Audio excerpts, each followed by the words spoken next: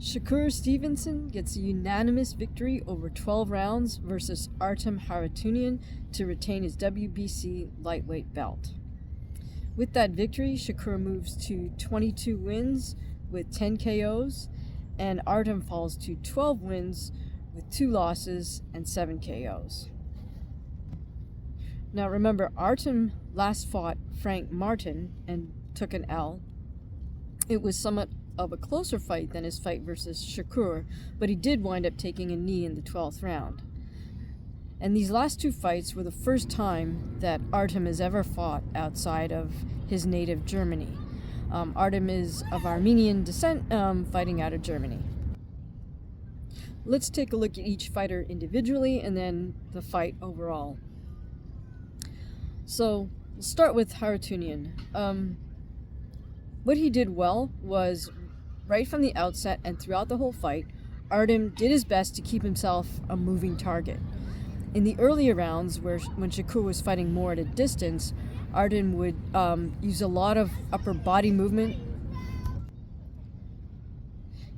Even though in these earlier rounds Shakur wasn't throwing a lot of punches, Artem would use his upper body movement by kind of making the motion as if he was slipping to his right or slipping to his left, and then level changing, going up and down. By doing this, he was creating kind of his own rhythm and constantly keeping it both his body and his head as a moving target.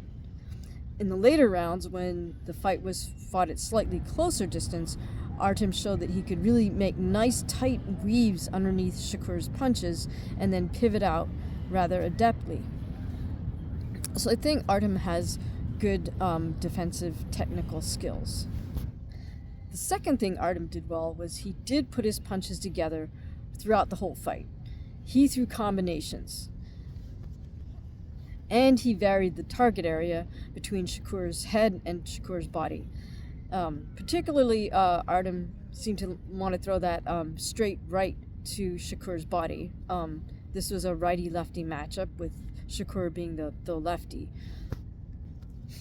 So that straight right for Artem would be a bread-and-butter punch versus a southpaw fighter. Now, thirdly, and absolutely most importantly for Artem, the best thing he did was he came to fight, and you could tell that he came to fight.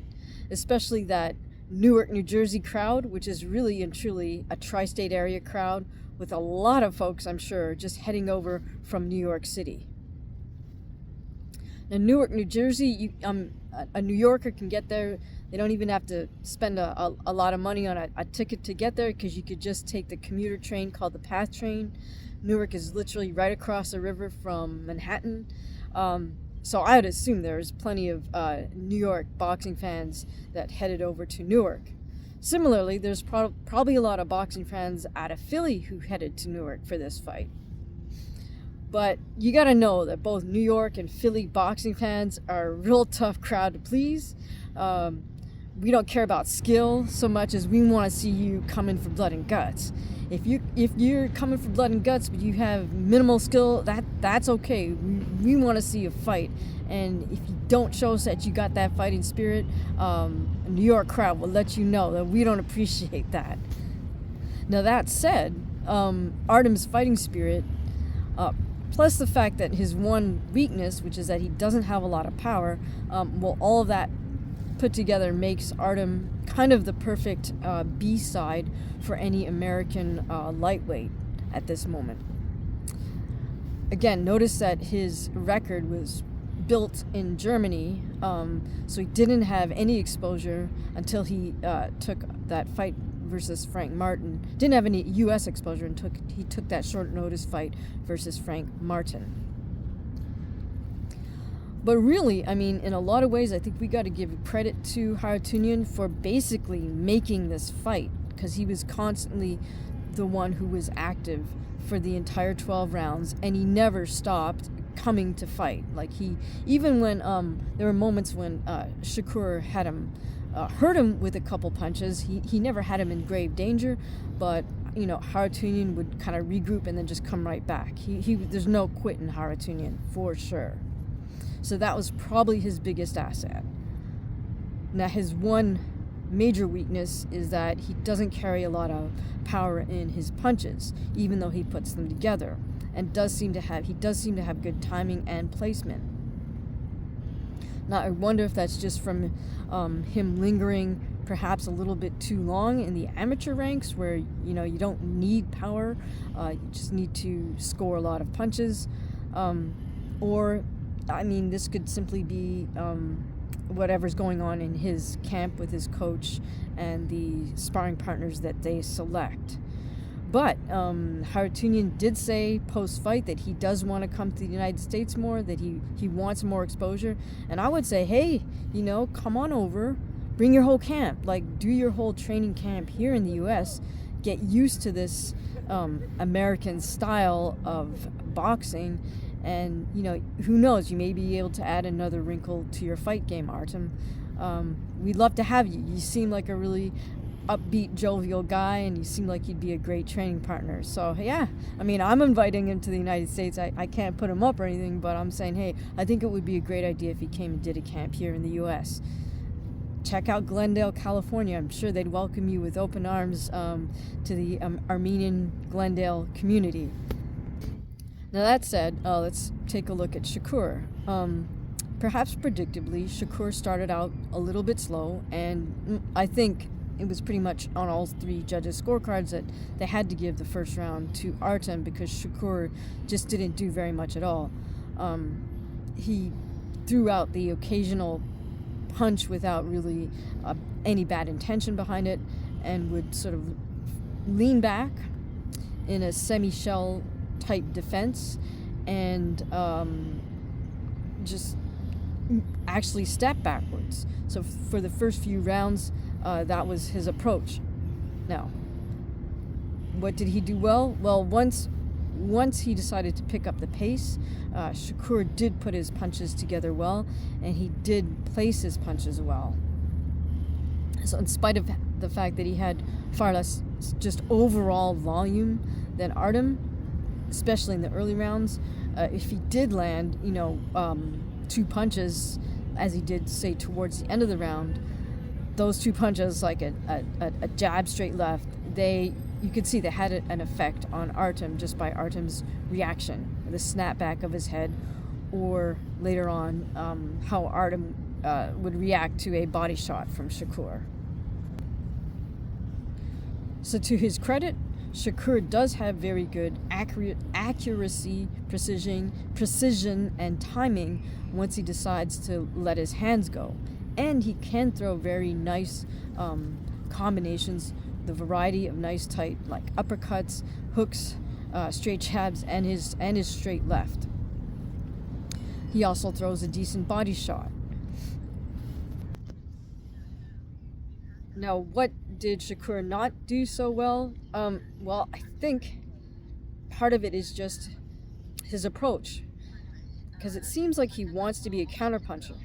But if you want to be, a world-class counterpuncher, you absolutely have to have some pop. If you're going to be the one that lets the other guy initiate so you can counter him, you better counter him, and put him down, right? That's what we want to see. It's not enough to just counter and touch somebody up. Part of the problem with Shakur trying to be a counterpuncher is that he keeps a lot of his weight on his rear foot in order to avoid punches. His defensive move to avoid punches is to shift his weight back on his rear foot and shift his whole torso far away from his opponent. Now that's all well and good for avoiding getting hit, but he's completely out of position to throw a punch from that position. He also can't land his best punch, which as a southpaw would be his straight left, because the left side of his torso is so far away from his opponent and the target area. And so I wonder if part of the reason that Shakur doesn't have an incredible amount of pop is just because he's trained his body to have his weight shifted more to his rear foot than even 50-50 on his front foot and his back foot. That's certainly a technical aspect and a tactical aspect that Shakur needs to work out with his grandfather, who's his trainer.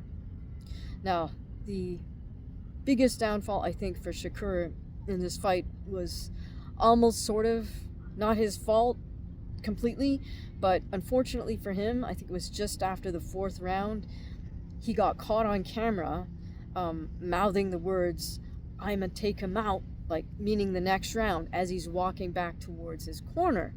Now, it just so happened that it was, the cameraman caught it at the perfect angle, so you could absolutely make out the words he was mouthing. So if you're going to say, hey, I'm going to take this guy out, and everybody can see it, and yet you don't, then you're going to take flack for that, right? Now, even if we hadn't heard those words, that reveals sort of a mental mindset issue as well, because if you are now focused on, quote unquote, taking out your opponent, you're unfortunately not focused on what it is you need to do to achieve that goal, which is let your hands go, place your punches well, vary the power on them so that, maybe it's a soft, hard punch. And so that hard punch coming out of rhythm like that might be the one that catches your opponent off guard. But you've got to focus on the actions you need to take, not this outcome that you've decided upon in your imagination. Now, I'm not aware if the live audience knew that Shakur had said that, I'm gonna take him out. But again, if they did, that Newark, which is New York and Philly, that crowd is so rough that if you're gonna talk mess but you don't do it, then you pretty much cancel your vote for East Coast boxing fans. So in terms of public perception, I don't feel like, in spite of a very good performance, I don't feel like Shakur Stevenson kind of did himself any service. In fact, he kind of did himself a little bit of a disservice by being kind of that, trying to portray himself as kind of that sort of misunderstood or what have you. On the other hand, I think Artem HARUTYUNYAN came across really, really well, not only at the weigh-in, but also in his post-fight interview. I thought Mark Kriegel was absolutely inexcusably disrespectful towards Artem. Artem said something like about, just wanting to have fun out there, or he had fun out there, which seems to be very much part of his personality. Seems very upbeat, always smiling. He's at the weigh-in, he's blowing kisses to the crowd, making heart signs, having fun flexing like a bodybuilder. But Kriegel was just totally disrespectful and said something like, well, it doesn't look like it from the look on your, what your face looks like in terms of him having fun. Meaning, yeah, he had a little abrasion and a little bit of swelling on the outside of his eye. But, I mean, come on, Kriegel, you're not a fighter. How dare you say that to somebody, especially when he's trying to be upbeat post-fight, even though he just lost, I thought that Artem was incredibly gracious in defeat. He smiled and clapped for his opponent when the scores were announced. In the post-fight interview, he made his case and he said, hey, I want to fight in the United States more frequently. I need this experience. And I think that's exactly what you're supposed to do post-fight, right? Like, say what you want next. And then Kriegel asks him this ridiculous question of like, well, how did you manage to not get knocked out? And it's like, what kind of disrespectful question is that to ask a fighter after he just fought 12 rounds against a world champion? So I can't remember how Artem responded, but any answer is really fine, including something that Jorge Masvidal or Nate Diaz would have said to Kriegel had he ever said something to them like that. I mean, they would have had some choice words for Kriegel or any post-fight commentator that was that blatantly disrespectful. Like, what? How did you manage to not get knocked out? I mean, I fought. Were you not watching the fight? In any case, not like I have a vote in this matter, but if I did, I'd say I vote that Mark Kriegel never gets to do post-fight interviews ever again, period. But let's end on a positive note. So who would you like to see Shakur Stevenson fight next? And who do you think you would like to see Artem HARUTYUNYAN face? Let me know in the comments below. Thank you for listening. If you enjoyed this breakdown, please feel free to head over to buymeacoffee.com/HamaguchiFight, where you can purchase coffees in increments of $5 US. Or if you like, you can scroll to the right underneath this video and click on the Super Thanks button to make a contribution starting at $2 US.